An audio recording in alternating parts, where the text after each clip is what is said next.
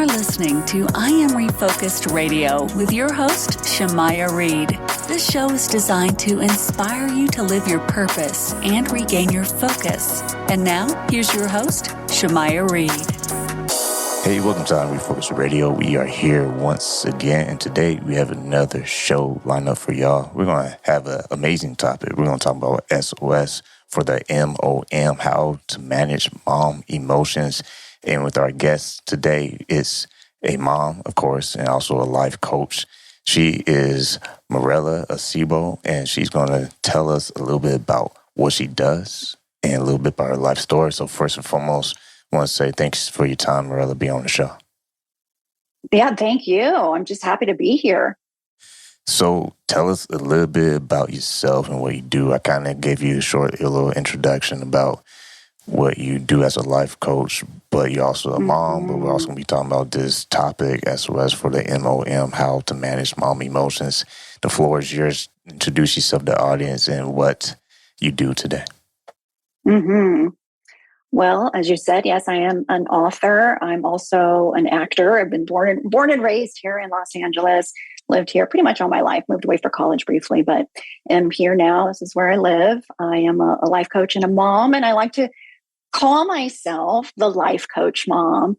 And simply put is I like to talk to women, moms, and unpack life with them and talk about their emotions, help guide them through the emotions. I find often that when I talk to just people in general, not even clients, but people in general, that a lot of the times what people tend to lead with is the emotion that they're feeling based on whatever it is that they're going through. And so I hear a lot of, oh, I'm just exhausted, or I'm overwhelmed, or I'm worried about this, or there's just, life is a roller coaster, as we've heard. And it's an emotional journey. And so I like to help moms sort of just process what they're going through.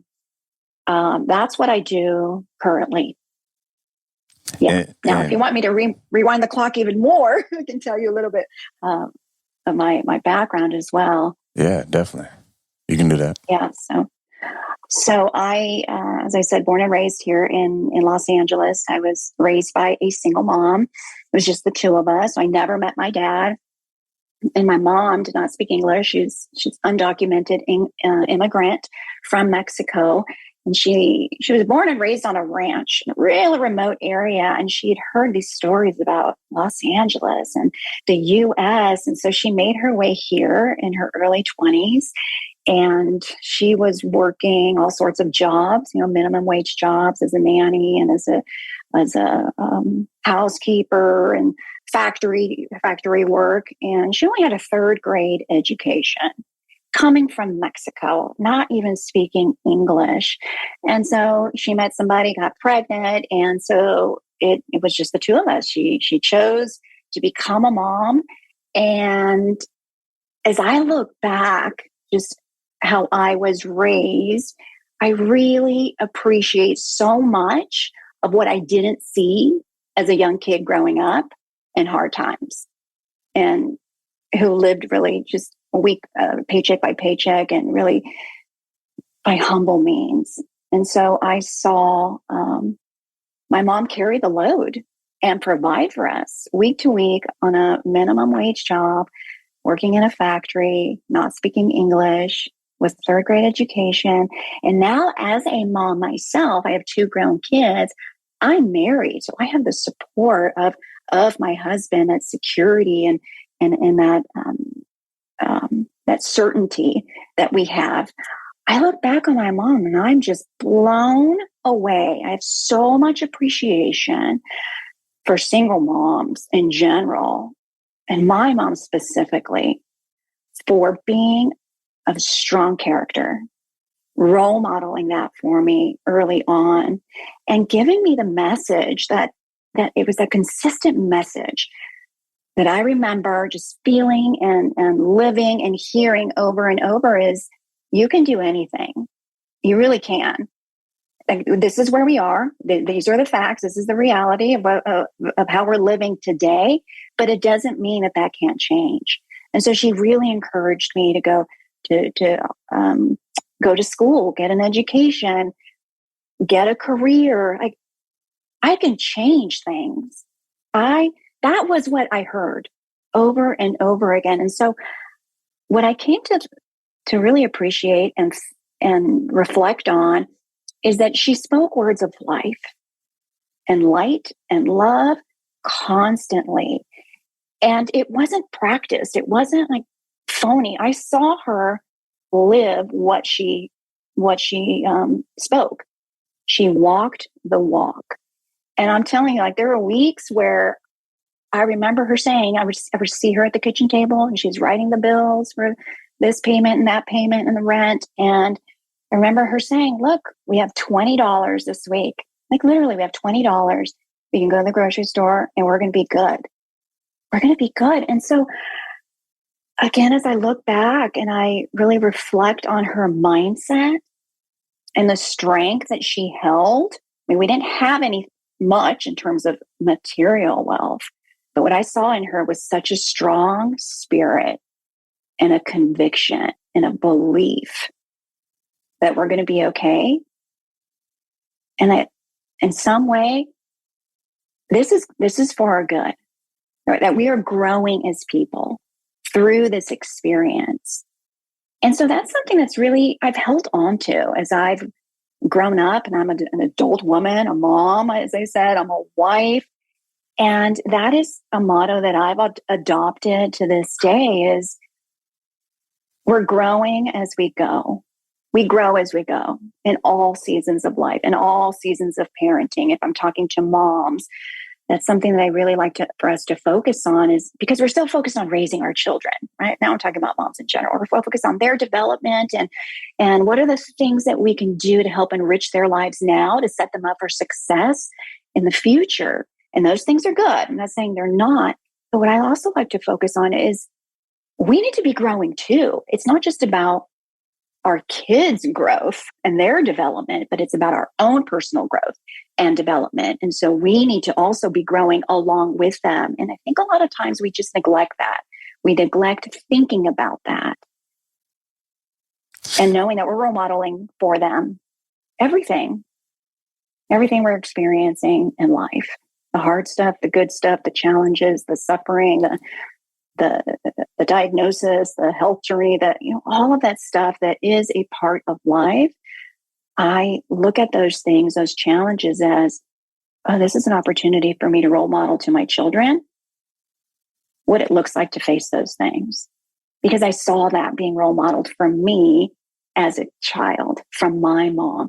So all of that was a lot of subliminal sort of awareness. I mean, I grew up pretty quickly as a young kid from a single mom. I was a latchkey kid, and my mom would go to work, and so I would be up, and my mom would be gone, and I'd come home from school, and my mom wasn't home yet, and I started taking care of myself at 10 years old. So I spent a lot of time alone, and I think part of that just allowed me to grow up, fend for myself, figure things out. Listen, on Refocus Radio, talking to our guest, Mirella Acebo, and you mentioned a great part of the story with your mom. Sounds like she was a major influence. Was she also someone that was spiritual around the house? If so, Yes. What was your experience like with her teaching you those type of values? Yes, I definitely was raised in faith. I was raised going to church every Sunday. We went to a Spanish-speaking church. And so I was exposed and raised in a Christian home.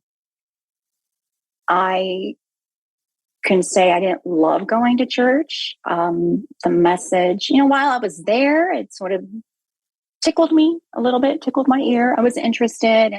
And I feel like it was speaking to me in the moment on those Sundays. But then I'd just go, I was a kid. I just wasn't all that interested. But yet I was sort of while I was there, I was. And then out of sight, out of mind. And so as a teenager, I walked away from the church and stopped going and removed myself from that community altogether. My mom did a great job raising me in faith. and talking to me with those principles in mind, knowing where I come from, like who created us, created with a purpose by God, for God. We find our belonging and true purpose in Him, and we're here to do good works, empowered by the Holy Spirit, and that our lives can be transformed through the work and the person of Christ. So those are just really meaty subjects to really sink your teeth in. I don't know that I really understood all of that, but I was definitely exposed to it. So I had that foundation in me. Those seeds were planted in me really early on. And so for 10 years, I walked away from the church and from faith. And then I found my way back. And I have to say, when I came back and all of that was sort of dormant within me came alive, I decided to recommit myself to the Lord, to get back in church, to really rediscover, what is this faith all about? What is Christianity all about? Is God real? God, are you real? Show me. Help me feel it. Help me know it in the core. And so when I did that with that true intent to really want to know, I found him. And all of what I had been taught as a child just ignited. Going back to church rekindled my faith. It sparked in me a new life, a new interest, this desire to know more and to want to be more, and ultimately to be transformed. And that only comes through a relationship with God. And so my life has been different ever since. I've lived life as a non-believer and I've lived life as a believer. And I'm telling you, living as a believer is so much better. It is way better. You mentioned the part about finding God. So kind of touch on that for the audience, because everyone's story is different. Everyone has a unique story. But I think it's safe to say some people, if not most people, they usually don't ask God if he's real unless they're going through something. I don't think people ask him if he's real when everything's perfect and life is smooth. I think it usually happens when life gets shaky. At what point did you reconnect and rebuild that relationship? Great question. My mom was diagnosed with cancer, and she'd had health problems all of her life. And so I grew up seeing her caring for herself in the best ways that she could with her. She had Parkinson's and cancer and diabetes and structural problems. And so that was something that was always talked about in our home, that we're responsible for our bodies to do what we can with what we're given. And so there came a point where her health journey became so debilitating that she required just so much help, so much treatment. And she was in a nursing home and in a rehabilitation center for a while, getting the physical therapy that she needed and the attention and the care and all of that, which were things that were beyond what I could do.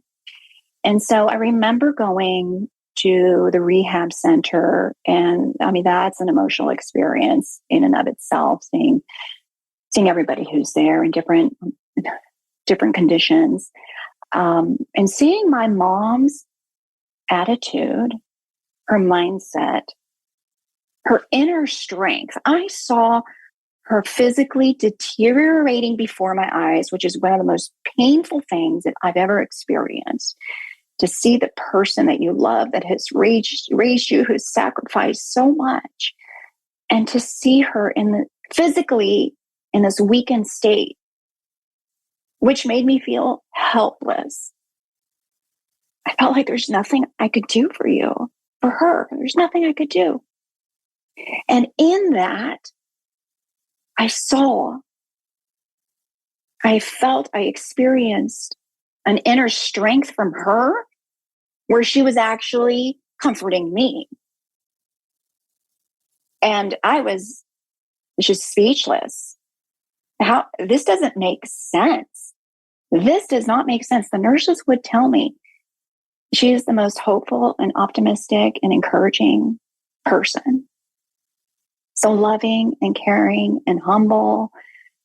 And I thought to myself, I am witnessing a woman who is standing firm in her faith until her last breath. I cannot escape what I'm saying here. I need to know what is, this is truly what it looks like to walk in faith, to be a woman of faith. And so that began my quest again. Like, if God can do that for her in that state, like, this doesn't make sense.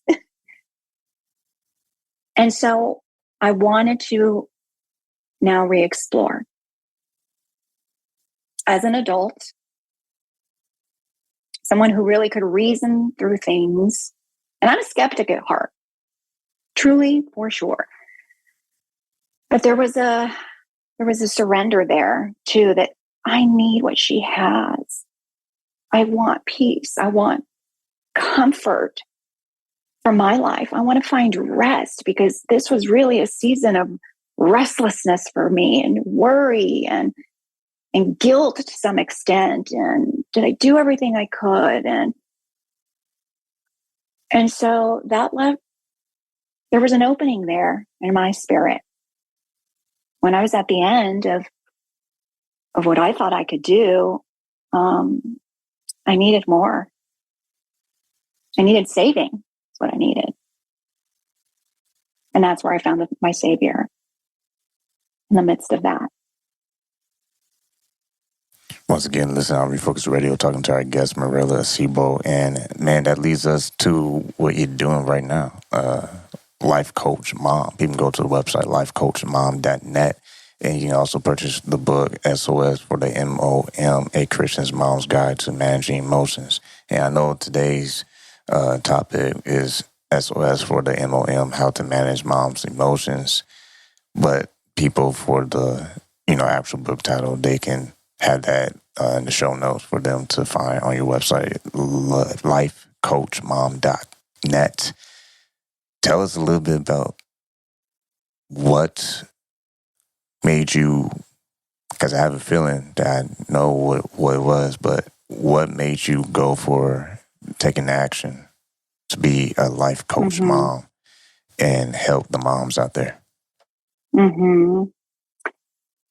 My mom passed away when my kids were 9 months old and 2 years old. And that was a huge loss for me and for them. That was devastating for me to lose her. She was my only parent, my closest family, my rock, my number one support. And that was a huge loss. And I needed help raising my kids. My mom was gone. Who's going to help me raise these kids? Who's going to help support me and encourage me? And I turned to the church. My church at the time had so much community, so much support, small groups, Bible studies, support groups for moms. And I joined everything. And finding community, finding my tribe, finding people who I could relate to, people who were aspirational, who were further along than me in my parenting, in my motherhood journey, that was an encouragement to me. And then seeing people who were new moms was also an encouragement to me, because I saw that, wow, I was in between. I was on a journey, and I can learn from those who went ahead of me. And I can also be the one who guides and helps and mentors those who are coming alongside of me, or who are not as far along in their journey. And so that I found, it saved me once again, having that community, being with other moms, being with other women who were real. We're real. Motherhood, parenting, it brings the best parts of us, but it brings the worst out of us. And so I needed somebody I could be real with. I needed inspiration, and I needed my tribe. And I found it there. And so fast forward, my kids are now grown. They're grown adults. And I have this passion to be able to give back and to be that mentor and to be a guide and to be a woman that speaks life and light and love into other moms as well. And so that's why I decided to write this book. I wanted to speak from the emotions point of view. There's a lot of books and articles and things that we can go to help us navigate parenting. And those are good. I mean, those teach us how to have a schedule and how to feed our kid and what to do in all these situations. But I found that it wasn't enough for me, for what I was going through. I wanted to speak from the heart and from an emotional point of view. What do I do with this chronic worry? Like this stuff, it just kind of gets built into moms as soon as we have a child or that child is given to us and we're holding it. It's like it comes with this limitless amount of worry and overwhelm, and all the emotions just become so intense. Everything's intensified. Am I doing this right? Am I doing this wrong? I'm questioning things. Am I ruining my child? And this is going to harm them and scar them. And so I wanted to write a book. It really felt like it was a download from the Lord. Like, this is what I want you to write. You're going to write a book. It's going to be 10 chapters. You're going to cover 10 mom emotions. And then we're going to look to the Bible for the 10 moms who can give us inspiration and speak to each of these emotions. Mom guilt, overwhelm, our impatience, our controlling tendencies, suffering, singleness, loneliness, all the things that, if we're honest as moms, we feel.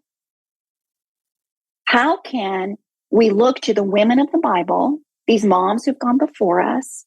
How can we look to them for inspiration? We don't know a whole lot about many of these moms, but we know the circumstances because we read the stories. So, for example, the story of Noah. We know he had a wife. We don't even know her name. She's not even named, but we know she was there. She was raising 3 children, and she and her husband are given the biggest assignment of their life. You're going to build this ark because I'm going to destroy this world, and you guys are going to be saved if you get into the ark. You're going to tell, all that whole story. And so I look at her and I go, she must have been overwhelmed, right? Like, she had to have been overwhelmed. This is an amazing assignment on her life. God is calling her to do this grand thing. Was she overwhelmed? Was it overwhelming to live on an ark, enclosed in an ark with her family and her animals? What did her day-to-day look like?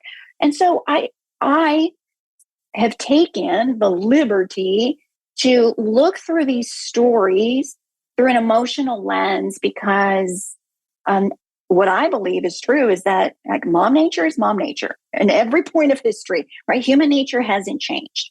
And so we feel things, we experience things, we have emotions about things. And so I decided to look back at the moms like Eve. I talk about mom guilt with Eve. I talk about impatience with Sarah. What can we learn from Hagar? She was a single mom. I mean, Abraham kind of kicked her to the curb with her son Ishmael. She was a single mom. Talk about Rebecca and control. And so I want to talk about these moms as our example as we dive into their stories. And that's what brought me to writing that book.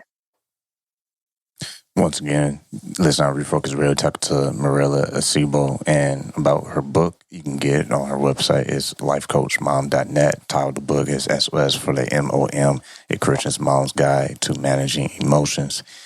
Before we let you go, I feel like the anchor of this interview is definitely your mom. And I think good parents or parent successfully pass on gifts and tools for their kids to lean on and depend on. because I think those are the tools that allows them to have something to go back to. And for you, what was some of the things your mom taught you that allowed you to go back to whenever you're going through life and it's like, all right, what did my mom say about this? Or, going back to memory lane. Mm-hmm. The first thing that popped into my head was the phrase, "Si se puede." Si se puede, which means, oh, yes, you can. Yes, you can. I remember coming to mom for things. I go, I just don't think I can do that. I don't think I'm going to be able to, get that job or get that, get into that school or those things. And so I just remember how she would say, oh, si se puede. Like, there's always a way. You'll figure it out. I felt like that really grew a resilience in me because I knew that she wasn't just pacifying me with that phrase. I knew that she was speaking life into me. Like, you will figure it out. And you are going to be okay. And so just that phrase, yes, you can. Yes, you can. Because we can talk ourselves out of so many things. Like, I'll never. Like, there's all this like trash talk that we entertain in our minds. And so that's a big one. And so that still brings a smile to my face when I'm stuck in that place of negative thinking. Go, I'll figure this out. Yes, I can. And the other thing I remember her saying too is like, don't focus on what you don't have, because that's not productive. That's not empowering, right? Don't focus on what you don't have. Focus on what you do have, and what can you do with what's in your hand today. That's what I'm responsible for. What has God given to me that's in my hands that I am responsible for? So that's very life-giving as well, because that puts the onus on me. I can't be stuck in complaining mode for too long if I'm thinking of, okay, what's my next step then? Given what is true, like of whatever situation, I can acknowledge those things are true. I can have feelings about those things because the hard stuff evokes feelings, emotions. Okay, but what else is true? And so giving me just that allowing me to force myself to have a different perspective on my situation is so empowering. It's so powerful because it helps us get unstuck from an emotion or a situation that we're just so anchored in that's keeping us stuck. So those are two examples.